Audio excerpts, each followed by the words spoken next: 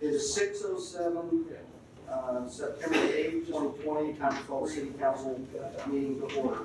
Roll call, please. Yes, sir. Mr. Austin?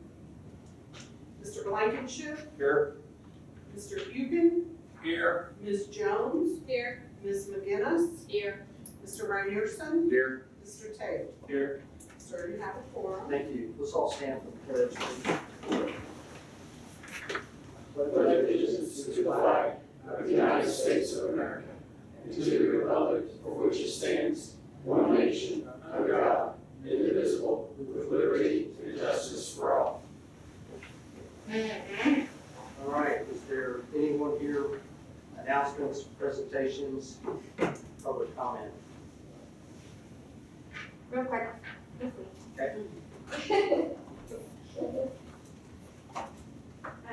If you were here at the end of the Board of Works, you've already heard this, but I wanted to give you a quick preview of the arches that are going to be installed in the 3 pedestrian alleys downtown. These are through a partnership with Discover Downtown Franklin, and then the economic development fees that you guys get to review in the last 2 years. Those have been awarded to Discover Downtown Franklin. So this year it was for the north and south alley that runs next to the Elks. And the year before that, there were 2 legs of the alley, the Artcraft Alley, and then the Coochie Alley is what we're calling it, next to Benjamin's. And so these will go at the entrance to those alleys, and they will forever be known now as the Coochie Alley and the Artcraft Alley and the Veterans Walk. And so that's the third one, the Veterans Walk, and then there's actually a picture. That one is under being built. Did you close that one? Yep. That's okay. So they're black. They're just black powder coat metal. So they'll match the rest of the streetscape improvements downtown. And we were able to finally find a local company, Mid-State Manufacturing, that's making these within a budget that we can afford. And they should start installation probably within the next 2 to 3 weeks, and then they'll make another one and then install it. So here within the next couple weeks, we'll have all 3 installed, and I just wanted to let you know. There you go. So that's already built. That was the first one. And they'll be freestanding, so not attached to any buildings or anything like that. And those are the only 3 truly pedestrian alleys downtown, so I don't expect there to be more anywhere else unless we change that in the future, but that's it for now. So. Thank you. Any other announcements? Real quick, Mayor, so don't wear my shirt. I've already told Marty and Christy and Jess, so after our department head meeting, I have been the liaison between Discover Downtown Franklin and the Veterans Committee at the Elks. I talked to Mike Hill, Dr. Schaefer, Mark Rucker, and a bunch of other guys. We just really wanted to say we appreciate them changing the name to Veterans Walk instead of Veterans Alley publicly after we had a few back and forth discussions. So I just want to make sure that we thank them publicly. Thank you, sir. Thank you. Good project. Okay, that gets us to consent agenda. Make a motion to approve the consent agenda as presented. Second. Motion and a second. All those in favor? Aye. Okay, that gets us to old business, and we need a motion to read all under old business by title only. So moved. Second. Motion and a second. All those in favor? Aye.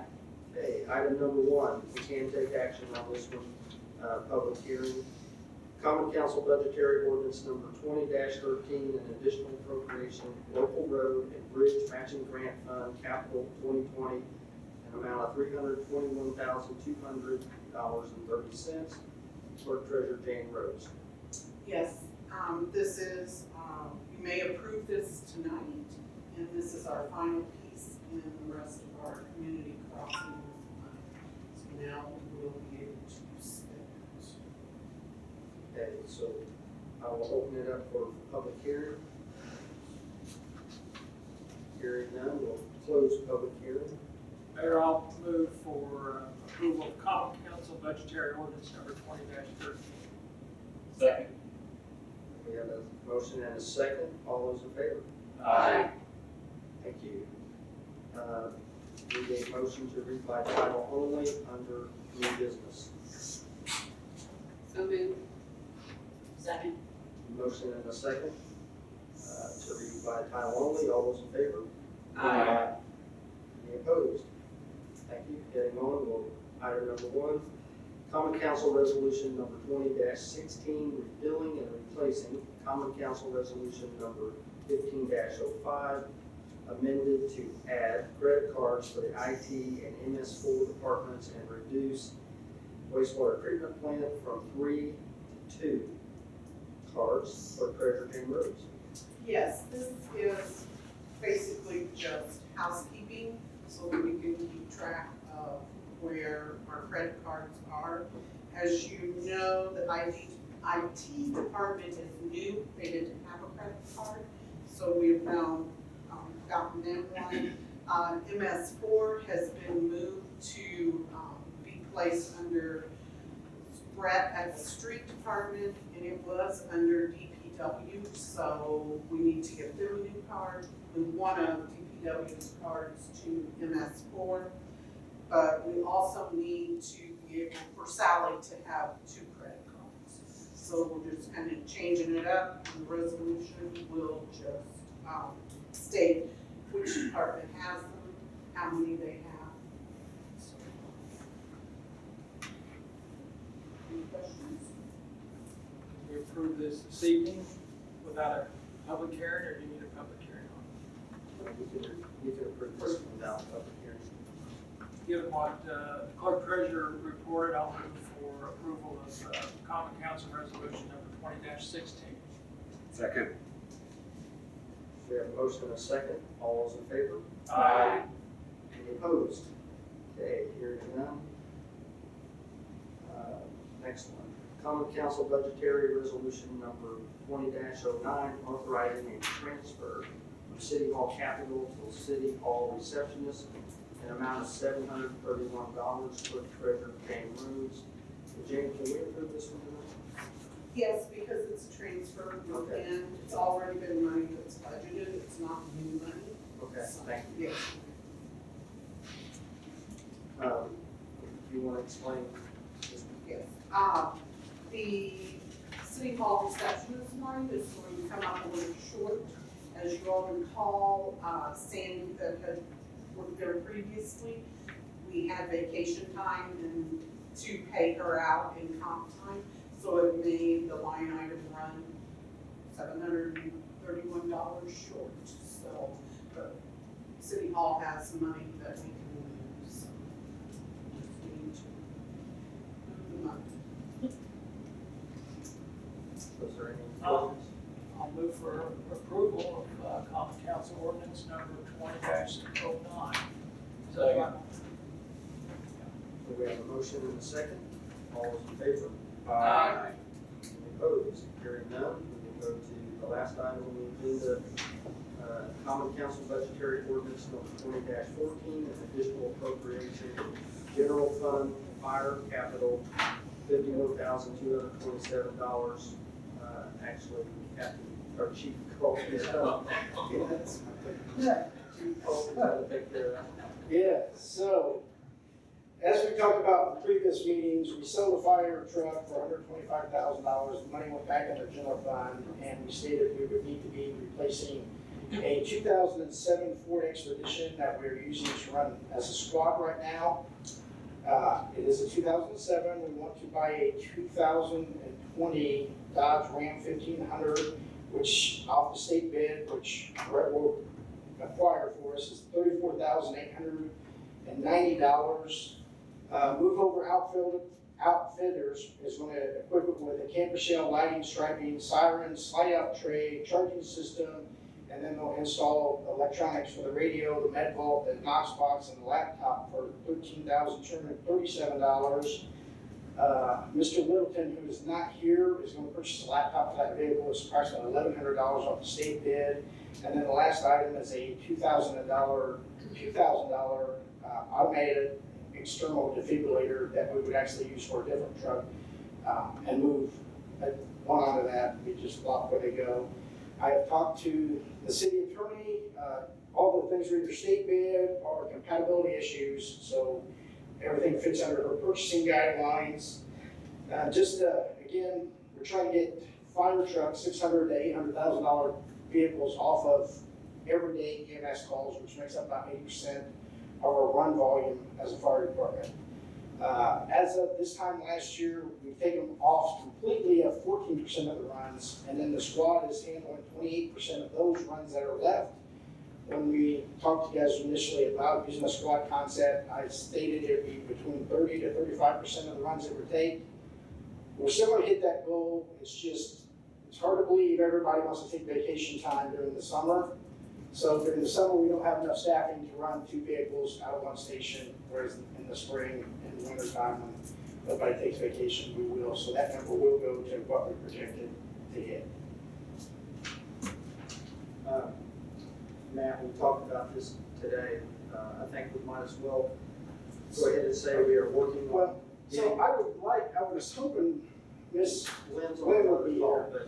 but Because this is actually a time crunch, and it's my understanding you guys could suspend your rules and approve it tonight at a unanimous vote. So since right now we use the vehicle and it has contaminated equipment from COVID runs inside the cab where staff and PPE, personal protective gear, is being stored, at Lynn's suggestion, I reached out to the clerk treasurer who has did a preliminary inquiry, I guess I would call it, and we believe we can get $49,227 of that reimbursed through the CARES Act. The only thing that I cannot find a way to get CARES Act reimbursed is the $2,000 for the AED. I gave Ms. Rhodes a letter today that she was going to, I'm going to say, resubmit as a secondary inquiry to the Indiana Finance Authority and get their secondary opinion. And all that has to be completed by December 31st. Is that correct, Ms. Rhodes? It has to be purchased and paid for by then, but reimbursed. We have, as long as it's purchased by December 31st, we have up until March to get Okay. reimbursed. Well, me and Mr. Jones were just discussing that, so that's why I wanted clarification, but I appreciate it. okay, I don't think we need to waive it. No, not We don't need not now that she's Right. telling me I have. That's Sure, what 3 came months to get down the paperwork. last week, I believe. Yes. So hopefully you get the vast majority of that money. That will be refunded back, and since it'll be at the end of the year, that $49,227 would then go back to the general fund. So tonight, this is introduction Yes. only. And then, 21st is when we ask to take action. And the vehicle that we're gonna replace, I have not got to Tommy Thompson yet. I have talked to Mr. Jones, we're either gonna trade it in, or there is another municipal agency. I haven't talked to Ms. Gray about this yet, that has inquired about purchasing it as soon as I get the, trading value estimate from Mr. Thompson. That's trying to slide all this in while she was outside on the phone call. The gentleman just asked for it not too long ago, and I've had various other items on Mrs. Gray's agenda, so I don't want to hurt her. All right, it was introduction only. Is there any other questions? There'll be time for the 21st to ask. Okay, thank you, Matt. No, thanks. There isn't any other business, so we'll go over to council member comments, and I know Mr. Cukin has another place he needs to be. So Bob, do you have anything to add? Tuesday night bowling league starts tonight. Looking for subs, anybody that has a USBC handicap is eligible. So just show up with a mask on. All right, thank you, Bob. How about Dan Blankenship?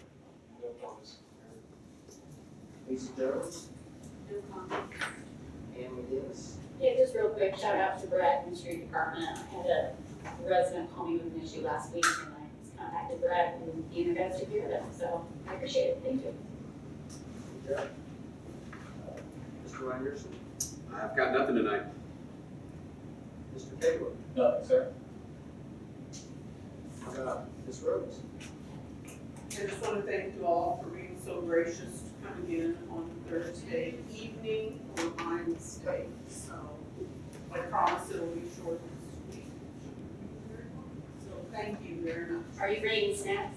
I shall if I anything in particular? Whatever. Along with your water, right? Yes, yes. Cookies. Cookies? Regarding a Diet Coke. Pardon? Regarding a Diet Coke. I'll take one of those. Sure, that was on the record. Those. Tara, do you have anything you want to add? Yeah, I know that most of you got, an invite, but the groundbreaking ceremony is September, 17th at 10 a.m. for the new amphitheater. So, And wear a mask. super exciting. Yeah, so you recommend that you wear a mask. Yes. All right, thank you. And Ms. Gray is obviously not here, so I think we're ready to entertain a motion to adjourn. Motion adjourned. Second. Motion is second. All those in favor? Aye. Thank you.